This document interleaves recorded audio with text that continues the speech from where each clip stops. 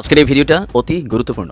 দেখা মাত্র প্রত্যেকটা বাংলাদেশী নাগরিক এটা ভিডিওটা শেয়ার করে দিবেন, কারণ আমি যে তথ্যগুলো দিচ্ছি গেল 2 থেকে 3 দিন আগে আমাদের সেনাপ্রধান একটা বক্তব্য দিয়েছিলেন যে বাংলাদেশ একটা ক্রান্তিকাল পার করতে যাচ্ছে।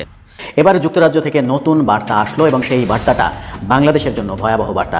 আমরা দিনে দিনে পর্যায়ক্রমে কোন দিকে ধাবিত হচ্ছি দেশ হিসেবে, সেই প্রশ্ন এবার জাগতেই পারে। শেখ হাসিনা প্রথমবারের মতো প্রকাশ্যে এসে একটা সভায় বক্তৃতা করলেন। এই সংখ্যালঘু এই আলোচনাটাকে শেখ হাসিনা সরাসরি গণহত্যা হিসেবে অভিযোগ করেছেন এবং উনি বলেছেন ইউনুসের পরিকল্পনাতে গণহত্যা চলছে বাংলাদেশে। ওই ভারত তার পক্ষে, ট্রাম্পকে পক্ষে আনার চেষ্টা, এই সবকিছু মিলিয়ে আস্তে আস্তে অনেক ঘটনা আওয়ামী লীগের পক্ষেই যাচ্ছে। বাংলাদেশে যে কোনো ধরনের ঘটনা হয়ে যেতে পারে, যে কোনো পরিস্থিতির উদ্ভব হতে পারে, যে কোনো সময় ইউনূসের পতন হতে পারে। বাট এটা নিশ্চিত যে ডোনাল্ড ট্রাম্প শপথ গ্রহণ করার সাথে সাথে কয়েকদিনের ভিতরে এই সরকারের নিশ্চিত পতন হবে, তারা পালাতে বাধ্য হবে। বাংলাদেশের সন্ত্রাসী হামলার ঝুঁকি নিয়ে সতর্ক করেছে যুক্তরাজ্য। মঙ্গলবার ঢাকায় যুক্তরাজ্যের হাইকমিশন বিদেশি নাগরিকদের বাংলাদেশ ভ্রমণ বিষয়ক পরামর্শে এই সতর্কতা জানিয়েছে। ভারতের জনগণ শেখ হাসিনাকে এখনো প্রধানমন্ত্রী হিসেবে কিন্তু রেসপেক্ট করে, কারণ তারা জানে যে শেখ হাসিনা বাংলাদেশে কামব্যাক করবে এবং শেখ হাসিনা বাংলাদেশে গিয়ে আবারও ক্ষমতা নিবে। নেওয়ার কারণ আসসালামু আলাইকুম দর্শক, নতুন একটা সংবাদে আপনাকে স্বাগতম। প্রিয় দর্শক, বাংলাদেশের বর্তমান পরিস্থিতি নিয়ে বেশ কয়েকটা গুরুত্বপূর্ণ ভিডিও নিয়ে হাজির হয়েছি। দর্শক, শেখ হাসিনা কি আবারও ক্ষমতায় আসতে চলেছে এমন কিছু খবর আমাদের কাছে আছে। দর্শক, আমি বেশি কথা বাড়াবো না, চলে যাব ভিডিও স্ক্রিনে। তার আগে যারা এখনও চ্যানেলটি সাবস্ক্রাইব করেননি, সাবস্ক্রাইব করে পাশে থাকা বেল বাটনটি অল করে দেবেন, আর যারা ইতিমধ্যে সাবস্ক্রাইব করেছেন তাদের অসংখ্য ধন্যবাদ। তো দর্শক, ভিডিওতে একটি লাইক দিয়ে ধারাবাহিকভাবে সম্পূর্ণ ভিডিওগুলো আমরা দেখতে থাকি, তাহলেই আজকের মূল বিষয়টা বুঝতে পারবো। আজকের এই ভিডিওটা অতি গুরুত্বপূর্ণ। দেখা মাত্র প্রত্যেকটা বাংলাদেশী নাগরিক এটা ভিডিওটা শেয়ার করে দিবেন, কারণ আমি যে তথ্যগুলো দিচ্ছি গেল 2 থেকে 3 দিন আগে আমাদের সেনাপ্রধান একটা বক্তব্য দিয়েছিলেন যে বাংলাদেশ একটা ক্রান্তিকাল পার করতে যাচ্ছে। এরপরই একের পর এক ঘটনা ঘটছে। এর মাঝখানে আজকে যুক্তরাজ্য তারা যে তথ্য প্রতিবেদন প্রকাশ করেছে, এই তথ্য প্রতিবেদন প্রমাণ করে যে সম্ভবত আমাদের সেনাবাহিনীর যারা গোয়েন্দা ইউনিট তারাও এই বিষয়টা সম্পর্কে অবগত। দর্শক, বাংলাদেশে ভয়াবহ সন্ত্রাসী হামলা হতে যাচ্ছে, আর এ নিয়ে যুক্তরাজ্য তাদের দেশের যারা নাগরিক বাংলাদেশে বসবাস করছেন তাদের জন্য কিন্তু তারা সতর্কবার্তা পাঠিয়েছে। বাংলাদেশে হামলার চেষ্টা করতে পারে সন্ত্রাসীরা, এমন আশঙ্কা থেকে ব্রিটিশ নাগরিকদেরকে সতর্ক করেছে যুক্তরাজ্য সরকার। বাংলাদেশে ঠিক কোথায় এই সন্ত্রাসী হামলাটি ঘটবে তা সুনির্দিষ্টভাবে বলা না হলেও কয়েকটি জায়গাকে বলা দিয়ে, মানে কয়েকটি জায়গার লোকেশন তারা বলেছে। আর অফকোর্স এই জায়গাগুলো থেকে আমাদেরও ধারণা ভবিষ্যতে কোনো বড় ঝামেলা হলে এখানেই হবে। নাম্বার 1 হচ্ছে রাঙামাটি, আপনারা জানেন যে রাঙামাটি। নাম্বার 2 হচ্ছে খাগড়াছড়ি, নাম্বার 3 হচ্ছে বান্দরবান। এই 3 এলাকা থেকে ভ্রমণে বিরত থাকতে সতর্ক করা হয়েছে। আমাদেরও যারা বাংলাদেশের মানুষ দেখছেন ভিডিওটা এখন পর্যন্ত যারা শেয়ার করেন নাই, শেয়ার করে দিবেন, কারণ ওই অঞ্চলগুলোতে এখন শীতের মৌসুম, হাজার হাজার মানুষ পর্যটক হিসেবে কিন্তু ভ্রমণ করতে যাচ্ছে। 3 ডিসেম্বর হালনাগাদ করা, মানে আজকে হালনাগাদ করা সতর্কবার্তায় বলা হয়েছে জনাকীর্ণ এলাকা, ধর্মীয় স্থাপনা, রাজনৈতিক সভা, বিভিন্ন সমাবেশ সহ বিভিন্ন জায়গায় এই হামলা হতে পারে। আবারও বলছি, ধর্মীয় স্থাপনা যেমন হিন্দুদের মন্দির বা হতে পারে মসজিদ, অথবা যেমন খ্রিস্টানদের চার্চ, প্যাগোডা, এর পাশাপাশি রাজনৈতিক সভা, বিএনপি বা জামাত বা বিভিন্ন জায়গায়। এরপরে বলা হচ্ছে আপনার সমাবেশ, বিভিন্ন কারণে এখন বিভিন্ন জায়গায় প্রতিবাদ চলছে, বিক্ষোভ চলছে, আন্দোলনের জন্য, দাবি দেওয়ার জন্য এই জায়গাগুলো টার্গেট হতে পারে। কিছু গোষ্ঠী এমন লোকদের টার্গেট করেছে যাদের ভাষা ইসলাম বিরোধী দৃষ্টিভঙ্গি এবং জীবনধারা সংশ্লিষ্ট বলে মনে করে। আবারও বলি, টার্গেটটার মধ্যে এখানে আসলে কোন ধরনের তথ্য আমি বুঝি নাই। এখানে দেখেন বলা হচ্ছে যে কিছু গোষ্ঠী এমন লোকদের টার্গেট করছে যাদের ইসলাম বিরোধী দৃষ্টিভঙ্গি, মানে হতে পারে হিন্দুরা, হতে পারে অন্যান্য জায়গার, এবং জীবনধারা সংশ্লিষ্ট বলে মনে করে। আমরা সংখ্যালঘু ধর্মীয় সম্প্রদায়ের বিরুদ্ধে পুলিশ এবং নিরাপত্তা বাহিনীকে লক্ষ্য করে মাঝে মধ্যেই হামলার ঘটনা কিন্তু ঘটেছে। বাংলাদেশি কর্তৃপক্ষ পরিকল্পিত হামলা ঠেকাতে কাজ চালিয়ে যাচ্ছে। সংক্ষিপ্ত নোটিশে নিরাপত্তা বাহিনীর উপস্থিতি বৃদ্ধি এবং চলাচলে নিষেধাজ্ঞা জারি করা হতে পারে বলেও আপনার এখানে তথ্য এসেছে। এছাড়াও আপনার চারপাশের পরিবেশ সম্পর্কে সচেতন থাকারও পরামর্শ দিয়েছেন যুক্তরাজ্য। বলা হয়েছে বিশেষ করে পুলিশ স্থাপনাগুলোর আশেপাশে সতর্কতা অবলম্বন করতে হবে, মানে আমাদের থানাগুলো আক্রমণের শিকার হতে পারে। বড় ধরনের সমাবেশ এবং পুলিশ ও আইনশৃঙ্খলা রক্ষাকারী বাহিনীর উপস্থিতি সংবলিত অন্যান্য জায়গা এড়িয়ে চলুন। মানে তাহলে কি বড় ধরনের একটা পরিকল্পনা চলছে আপনি বুঝছেন? এখানে বারবার বলা হচ্ছে পুলিশ এবং আইনশৃঙ্খলা রক্ষাকারী বাহিনীর উপস্থিতি সংবলিত অন্যান্য জায়গা এড়িয়ে চলুন। আমি জানি না আসলে বাংলাদেশে কি ঘটতে যাচ্ছে। রাজনৈতিক পরিস্থিতি প্রসঙ্গে বলা হয়েছে 2024 সালের জুলাই এবং আগস্টে বাংলাদেশে ব্যাপক হারে সহিংসতা হয়, যাতে অনেক মৃত্যু এবং আহত হয়েছে। এদিকে আপনার আজকে সন্ধ্যায় কি বলা হয়েছে, সামাজিক ভ্রমণে নিরুৎসাহিত কিন্তু করেছে অলরেডি জেলা প্রশাসন। অতিরিক্ত জেলা ম্যাজিস্ট্রেট জুবাইদা আক্তার স্বাক্ষরিত এক বিজ্ঞপ্তিতে এই ঘোষণা দেওয়া হয়েছে। বিষয়টা যারা এখনো শেয়ার করেন না, শেয়ার করুন। বিজ্ঞপ্তিতে বলা হয়েছে রাঙামাটি পার্বত্য জেলার বাগাইছড়ি উপজেলার সাজেক এবং তার পার্শ্ববর্তী এলাকার আইনশৃঙ্খলার সার্বিক পরিস্থিতি এবং এ সকল এলাকায় পর্যটকদের নিরাপত্তার বিষয়টি বিবেচনা করে আগামীকালকে থেকে, মানে বুধবার থেকে সাজেকে পর্যটন কেন্দ্রে পর্যটকদের ভ্রমণে নিরুৎসাহিত করা হলো। রাঙামাটির জেলা প্রশাসক মোহাম্মদ মোশাররফ হোসেন বলছেন, সাম্প্রতিক আইনশৃঙ্খলা পরিস্থিতি বিবেচনায় পর্যটকদের সাজেক ভ্রমণে নিরুৎসাহিত করা হয়েছে। তার মানে সামথিং ফিশি, বড় কোনো ধরনের থ্রেট বাংলাদেশের উপর আছে।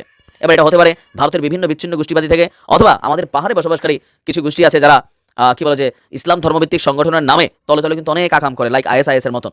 আবার হতে পারে এটা হিন্দু কোনো কমিউনিটি গোষ্ঠী থেকে যে নিজেদের মধ্যে একটা সাম্প্রতিক দাঙ্গা লাগানোর জন্য, বাংলাদেশ জুড়ে গৃহযুদ্ধ লাগানোর জন্য ঘটতে পারে।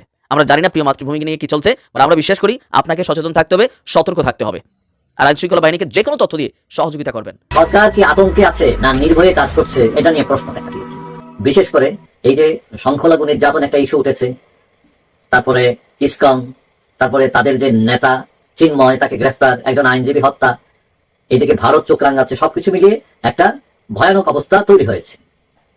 এবং আওয়ামী লীগ পুরান একটা দলের পুরান প্লেয়ার, দেশে বিদেশে এদের সংগঠন আছে, তারা কিন্তু বসেনি।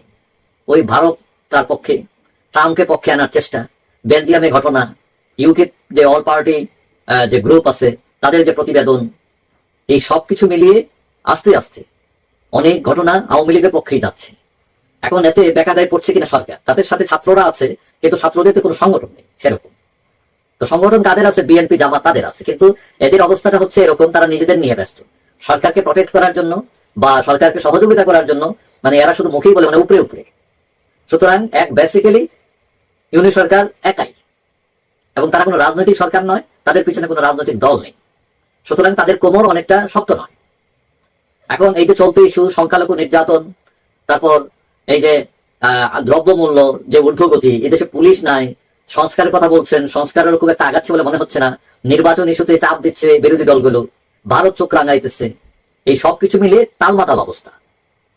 এখন সরকার তার যে রুটিন ওয়ার্ক আছে সেগুলো করবে না এগুলো সামলাবে। তারপরে আছে আবার ঋণের চাপ, বিদেশ থেকে অনেক ঋণ আনা হয়েছে শেখ হাসিনা সরকারের আমলে, এগুলোর পেমেন্ট দেওয়া লাগে, তার টাকা পয়সা জোগাড় করা। এদিকে আর্থিক খাতের অবস্থা, বিশেষ করে অনেকগুলো ব্যাংকের অবস্থা খুবই খারাপ, টাকা ছাপিয়ে এটাকে একটা ঠেক দেওয়া হয়েছে। অনেকে বলছেন যে মুদ্রাস্ফীতি বেড়ে যাবে, তার তখন দ্রব্যমূল্যের দামও আরো বাড়বে। তো সবকিছু মিলিয়ে সরকার বেকায় দেয়। তারপর দেশের বাইরে ভারতীয় সরকারি হাই কমিশনার, বাংলাদেশের হাই কমিশনার, সেখানে মানে হামলা হয়েছে। এবং এই সবকিছু মিলিয়ে ইউনিট সরকার ভালোই বেকাদায় অবস্থায় আছে, মোটামুটি আতঙ্কে আছে। এখন অনেকেই মনে করছেন এই চাপ বেশি হলে আরো তারা হয়তো দ্রুত নির্বাচন দিয়ে সরে যেতে পারে, মানে তোমার কুত্তা তুমি সামলাও, এইরকম অবস্থা হইতে পারে। আবার তাদের এটাও ভয় আছে যে আওয়ামী লীগ আবার কোন গুটি চাল দেয়। তো অনেকে মনে করছেন এই অবস্থায় সরকারের সফলতার সম্ভাবনা 50%, আবার ব্যর্থতার সম্ভাবনাও 50%। তো এখন এইটা তারা ট্যাকেল দিয়ে উঠতে পারে কিনা, অনেকেই আশা করছেন যে ডক্টর ইউনূস রাজনীতিবিদ না হলেও তার রয়েছে বিরাট একটা লবি বিভিন্ন দেশে দেশে, এবং তিনি হয়তো বড় বড় রাষ্ট্রগুলোকে, বিশেষ করে আমেরিকাকে বুঝিয়ে তার লাইনে আনতে পারবেন। যদিও আওয়ামী লীগ আশা করে আছে ট্রাম্প এসে কিছু করবেন, কিন্তু এই ক্ষেত্রে অনেকেই মনে করছেন খুব একটা কিছু হবে না। কারণ ট্রাম্প ক্ষমতায় এসে ওইদিকে প্যালেস্টাইন সামলাবেন না ইউক্রেন সামলাবেন না তার দেশের অর্থনীতি সামলাবেন, এগুলো নিয়ে খুব একটা মাথা ব্যথা তার থাকার কথা না। বড়জোর একটা স্টেটমেন্ট দিয়ে গরম করতে পারেন পরিবেশ, এইটুকু। তো যাই হোক, সরকার চাপে আছে এটা শিওর, কিছুটা আতঙ্কেও আছে, তবে এটা কাটিয়ে উঠবে বলে অনেকেই মনে করছেন। বিশেষ করে ওই যে সংখ্যালঘু নির্যাতনের যে মুভমেন্টটা ছিল, এটা অনেকটাই দুর্বল হয়ে গেছে এখন। কেন হয়েছে? কারণ অনেকেই মনে করেন এইটা ইস্যু বানানো হয়েছে। কারণ প্র্যাকটিক্যাল অবস্থা যেটা, যে 2-4টা ঘটনা যে ঘটে নাই, নির্যাতন 2-4টা যে হয় নাই এমন না, কিন্তু এগুলো হচ্ছে বিচ্ছিন্ন ঘটনা। কিন্তু এটাকে মূল ইস্যু করার মতো প্রতিপাদ্য, বিশেষ করে এই যে রাষ্ট্রদূতদের মিটিং হলো গতকালকে সোমবারে, এবং সেখানে কারণ রাষ্ট্রদূতরাও এই দেশে থাকেন এবং তারা তো পরিস্থিতি দেখতেছেন। সুতরাং এটা আসলে ঘটছে কিনা না এগুলো একটা কোনো একটা ইস্যু দাঁড় করানো হয়েছে কোনো স্বার্থে, এগুলো তো তারা বুঝেন।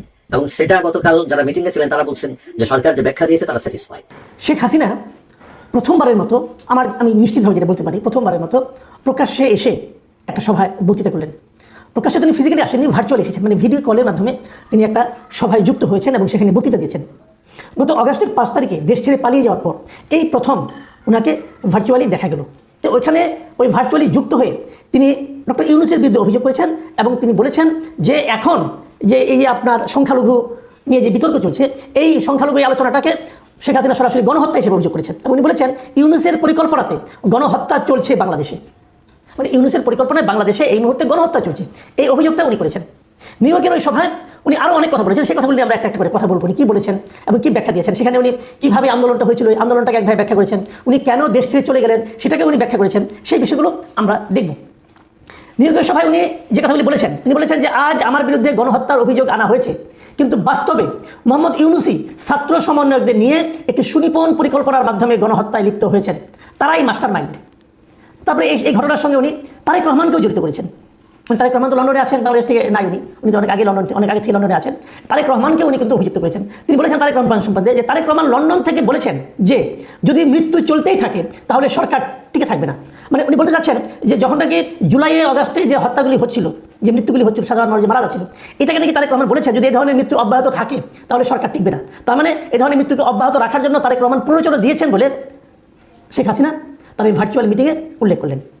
এবং তিনি আরও বলেছেন তিনি কেন উনি দিল্লি চলে গেলেন তারও উনি কিন্তু একটা ব্যাখ্যা দিয়েছেন। সেই ব্যাখ্যাটা উপলক্ষে বলেছেন যে আমি গণহত্যা চাইনি, আমি যদি ক্ষমতায় আঁকড়ে থাকতে চাইতাম তাহলে গণহত্যা হতো।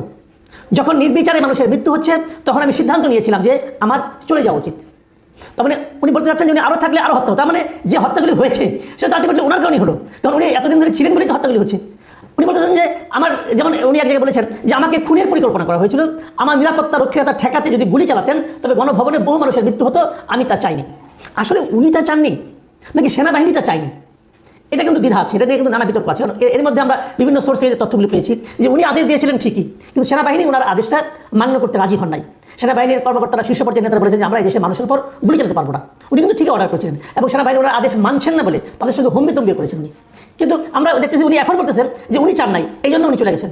ঠিক এই ধরনের একটা কথা আপনাদের মনে আছে কিনা জানি না, এরশাদ সাহেব একসময় বলেছিল যে গণ আন্দোলনের মুখে, গণবিক্ষোভ আন্দোলনের মুখে ওনাকে পদত্যাগ করতে হয়েছিল। তখন উনি বলেছিলেন যে আমি গণহত্যা এবং মানুষের মৃত্যু চাইনি বলে ক্ষমতা হস্তান্তর করে দিয়ে চলে এসেছি।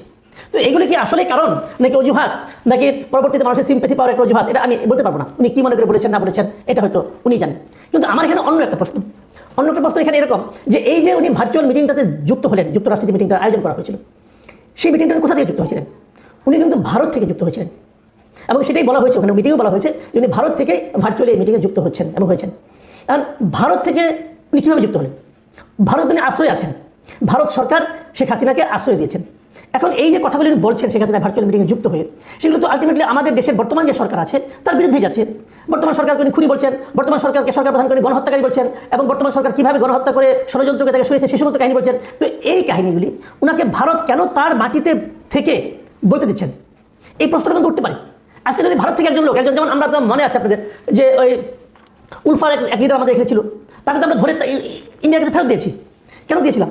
কারণ আমরা বলছিলাম যে আমার দেশের মাটিতে বসে আমার প্রতিবেশী রাষ্ট্রের বিরুদ্ধে সে ষড়যন্ত্র করছে অথবা তার বিরুদ্ধে সশস্ত্র সংগ্রামে পরিকল্পনা করছে অথবা পরিচালনা করছে, কাজে সেটা আমরা মানব না, আমরা দিব না। প্রতিবেশীর সঙ্গে আমাদের সম্পর্কের এটি হলো একটা শর্ত। তাহলে ওদের সঙ্গে আমাদের শান্তিপূর্ণ সম্পর্ক তো আছে, দৃশ্য তো যা কিছু হোক না কেন, কিন্তু কূটনৈতিকভাবে তো ওনারা আমাদের বন্ধু, আমরা ওনাদের বন্ধু, আমরা ওনাদের প্রতিবেশী। তো আমাদের একজন লোক ওর দেশে বসে তাদের আশ্রয় থেকে এবং তাদের সরকারি আশ্রয় থেকে, লুকিয়ে থেকে না, সরকার তাদের আশ্রয় দিয়েছেন এবং উনি যে মোবাইলগুলি ব্যবহার করেন, যে সিম ব্যবহার করেন, সেগুলি সবই তো ইন্ডিয়া গভর্নমেন্টের দেওয়া। তো ইন্ডিয়া গভর্নমেন্টের প্রযুক্তি ব্যবহার করে ইন্ডিয়া থেকে বসে উনি বাংলাদেশের বিরোধী প্রচারণা চালাচ্ছেন। এটা ইন্ডিয়া কেন করতে দিচ্ছে? ইন্ডিয়ার যে কূটনৈতিক যে নীতি নৈতিকতা তাকে এই ধরনের আচরণকে পারমিট করে? আমি জানি না আমাদের সরকার এটা কীভাবে নেবে। আমি তো মনে করি আমাদের পররাষ্ট্র মন্ত্রণালয় উচিত যে এই ধরনের তৎপরতা যদি ভারত থেকে চালায় তাহলে ভারতকে বলা যে আমাদের এই ভদ্রমহিলার বিরুদ্ধে তো অলরেডি অনেকগুলো হত্যা মামলা করা হয়েছে, তার বিরুদ্ধে এখানকার আদালত সমন জারি করেছে, তাকে তো আমাদের এখানে ফেরত পাঠানো উচিত। কিন্তু তা না করে তাকে ওখানে অবাধে বসে আমাদের রাষ্ট্রবিরোধী প্রচারণা চালানোর যে সুযোগ দেওয়াটা, এটা ইন্ডিয়ার উচিত কিনা, এটা কিন্তু একটা দেখতে হবে। আবার দ্বিতীয়ত আমরা কিন্তু অনেক সময় এমনও দেখেছি যে একটা দেশ থেকে সে পালিয়ে চলে যায় আরেক দেশে, সেই দেশটা থেকে আশ্রয় দেয়। যেমন আমাদের স্বাধীনতা যুদ্ধের সময় আমরা কি দেখেছিলাম, আমাদের আওয়ামী লীগের নেতারা কিন্তু ভারতে পালিয়ে গেছেন, যে ভারতে বসে থেকে কিন্তু যুদ্ধটা পরিচালনা করছেন, শুরুটা করেছেন। তারপরে তারা কিছু সময় ভারতে থেকেছেন, কিছু সময় বাংলাদেশে এসেছেন, আবার যুদ্ধ করেছেন, আবার গেছেন। তো এগুলো যে চলছিল সেটাকে আমরা বলছিলাম একটা বিপ্লবী সরকার। তাহলে কি শেখ হাসিনা ভারতে বসে আমাদের এই সরকারের বিরুদ্ধে আন্দোলন করার জন্য প্রিপারেশন নিচ্ছেন? হতে পারে এটাও, আমি জানি না কোনটা আসলে হচ্ছে। কিন্তু রিয়েলিটি হলো শেখ হাসিনা প্রথমবারের মতো আসলেন এবং আমার ধারণা আগামীতে উনি এভাবে আরও আসতেই থাকবেন এবং উনি যে আসবেন এভাবে নিয়মিত ভার্চুয়ালি, আমার ধারণা বাংলাদেশে অনেক অনুষ্ঠানে উনি ভার্চুয়ালি যুক্ত হবেন, যেমনটি নাকি তারেক রহমান গত কয়েক বছর ধরে হয়েছিলেন। যদি সেরকম কিছু হয় সেটা কি আওয়ামী লীগের জন্য ভালো হবে, আওয়ামী লীগের জন্য খারাপ হবে, অথবা আমাদের দেশের রাজনীতির যে স্থিতিশীলতা তার জন্য ভালো হবে? আগামী নির্বাচনের আগে কি আমরা শেখ হাসিনাকে আরও বেশি অ্যাক্টিভ দেখতে পাবো ভার্চুয়ালি? এই সমস্ত বিষয়গুলো সামনের দিনগুলিতে আলোচনায় আসবে। প্রিয় দর্শক, প্রসঙ্গগুলো মাথায় রাখুন, পরে না হয় মিলিয়ে নেওয়া যাবে। ভারতের জনগণ শেখ হাসিনাকে এখনও প্রধানমন্ত্রী হিসেবে কিন্তু রেসপেক্ট করে। আমি একটি টকশোতে দেখেছি যে বলতেছে যে বাংলাদেশের বর্তমান যে পরিস্থিতি, এই পরিস্থিতি যেভাবে আপনার ঘুরপাক খাচ্ছে বা পরিস্থিতি যতটা খারাপের দিকে যাচ্ছে, এই বিষয়ে একজনের মন্তব্য কি? তখন সে বলছে যে বাংলাদেশে শেখ হাসিনার বিকল্প নাই, আর শেখ হাসিনা তো এখনো বাংলাদেশের প্রধানমন্ত্রী, আমরা সেটাই ধরে নিয়েছি এবং আমরা এটাই জানি যে শেখ হাসিনা এখনো বাংলাদেশের প্রধানমন্ত্রী বা শেখ হাসিনা এখনো বাংলাদেশের প্রধানমন্ত্রী হিসেবে কিন্তু ভারতের মানুষ সম্মান করে। এখন বাংলাদেশের মানুষ আপনার কেন শেখ হাসিনাকে প্রধানমন্ত্রী হিসেবে সম্মান করে না বা সাবেক প্রধানমন্ত্রী বলে? এখানে আপনার কয়েকটি কারণ। আপনারা জানেন যে এই আন্দোলনটি যেভাবে হয়েছিল এটি আপনার একটি জঙ্গি স্টাইলে হামলা হয়েছিল গোটা বাংলাদেশে 5 তারিখে। এটি আপনার অনেক বড় একটি পরিকল্পনা ছিল বাংলাদেশের। আর শেখ হাসিনাও কিন্তু সেই পরিকল্পনা ইতিমধ্যে বুঝে গিয়েছিল, বুঝেই কিন্তু সে ভারতে চলে যায়। আর বিশেষ করে যারা বলে যে শেখ হাসিনা পালিয়ে গেছে, পৃথিবীর আরও অনেক স্বৈর শাসককে আমরা দেখেছি তারা পালিয়ে গেছে, কিন্তু শেখ হাসিনা কিন্তু পালিয়ে যায়নি। জনগণকে আপনার দেখিয়ে এবং কি মিডিয়া কাভারেজ কিন্তু হয়েছিল। শেখ হাসিনা যখন গণভবন থেকে বের হয়, একজন মহিলা আমরা দেখেছি শেখ হাসিনার বুকে মাথা রেখে সে কান্না করেছিল।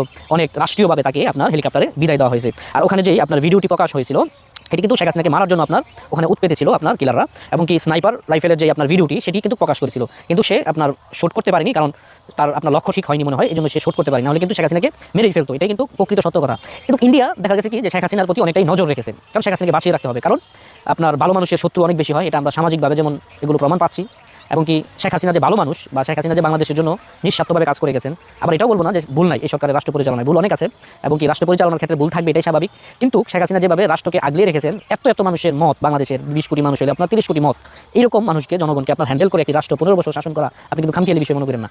তো যাই হোক, যে ভারতের মানুষ এখন শেখ হাসিনাকে প্রধানমন্ত্রী হিসেবেই আপনার গণ্যমান্য করে, কারণ তারা জানে যে শেখ হাসিনা বাংলাদেশে কামব্যাক করবে, এবং কি শেখ হাসিনা বাংলাদেশে গিয়ে আবারও ক্ষমতা নিবে। নেওয়ার কারণ হচ্ছে যে শেখ হাসিনার কোনো রিজাইন পেপার নেই, বা শেখ হাসিনার যে পদত্যাগ করছে এরকম কোনো আপনার ডকুমেন্টস নেই। আমি তো এটি আগেই বলেছিলাম যে আপনার বাড়িতে হামলা হবে, আপনি যদি বুঝেন যে আপনাকে কেউ হামলা করতে আসছে, আপনি বাড়ি থেকে যদি পালিয়ে যান নিজের যান বাঁচানোর জন্য, সেটা কিন্তু আপনার বলে না, আপনি আপনার সেফটির জন্য চলে গেছেন। তার মানে এই না যে আপনার বাড়ির দলিলপত্র যা আছে সব কিছু আপনি এই যারা আপনাকে হামলা করতে আসছে তাদেরকে দিয়ে দিয়েছেন, তার মানে সব কিছু আপনারই, আপনি শুধু সামরিক সময়ের জন্য যান বাঁচানোর জন্য দূরে আছেন। যখন এগুলো পরিস্থিতি নিয়ন্ত্রণ আসবে, তখন কিন্তু ঠিকই আবার আপনি আপনার অবস্থানে ফিরে আসবেন। সেম এরকমই এখন যদি বলেন যে রাষ্ট্রের মানুষ তাকে সমর্থন করেন, আপনি দেখেন রাষ্ট্রের মানুষ তাকে সমর্থন করে কিনা। এই মুহূর্তে যদি শুনে শেখ হাসিনা বাংলাদেশে আসতেছে, কত কোটি মানুষ আপনার এয়ারপোর্ট গিয়ে করে অবর্থনা দেয়, আপনার কল্পনা আছে এগুলো?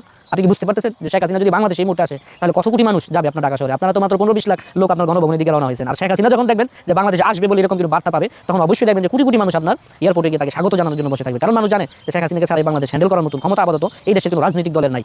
এটা কিন্তু এদেশের মানুষ বর্তমান মনে করে, কারণ আমরা তো রাস্তাঘাটে চলি, আমরা দেখি মানুষ এটাই বলে যে শেখ হাসিনাকে ছাড়াই বাংলাদেশ নিয়ন্ত্রণ কেউ করতে পারবে না, তাকে ছাড়া এই রাষ্ট্র কেউ চালাতে পারবে না। এটা মানুষ এখন বুঝে এবং হারে হারে টের পায়, এবং ইন্ডিয়ার মানুষও এখন মনে করে যে শেখ হাসিনা বাংলাদেশের প্রধানমন্ত্রী, তাকে কিন্তু সেভাবে হাই সিকিউরিটি দিয়ে কিন্তু তারা রাখতেছে। যদি বলতে পারে যে আপনি দলের দালালি করেন, বা আমি দলের দালালি করতেছি না, আইন যেটা বলে, সংবিধান যেটা বলে, আমি সেই পক্ষে কথা বলতেছি। আমার কিন্তু মন গড়া মতামত কিন্তু এটা না। আপনি যদি এই পরিস্থিতিগুলো বিবেচনা করেন, তাহলে দেখবেন যে এই দেশের বাংলাদেশের মানুষ এখনো প্রায় 60% মানুষ বলবে শেখ হাসিনা বাংলাদেশে চলে আসেন, আর বাকি 40% মানুষ যদি সমর্থন না দেয় সমস্যা নাই, তার সমর্থন ইতিমধ্যে এগিয়ে আছে, এটা আপনাকে বিবেচনা করতে হবে। শুধু যারা ছাত্র সমাজ তাদের কথা কিন্তু রাষ্ট্র চলবে না, এই দেশের জনগণের কথাই রাষ্ট্র চলবে। এই দেশের জনগণই বলবে শেখ হাসিনাকে আপনি বাংলাদেশে আপনারা নিয়ে আসেন, এবং এই দেশের জনগণ রাস্তায় নেমে আন্দোলন করে শেখ হাসিনাকে বাংলাদেশে আনবো। সেই সময়টা বেশি দূরে না, আপনি দেখেন পরিস্থিতি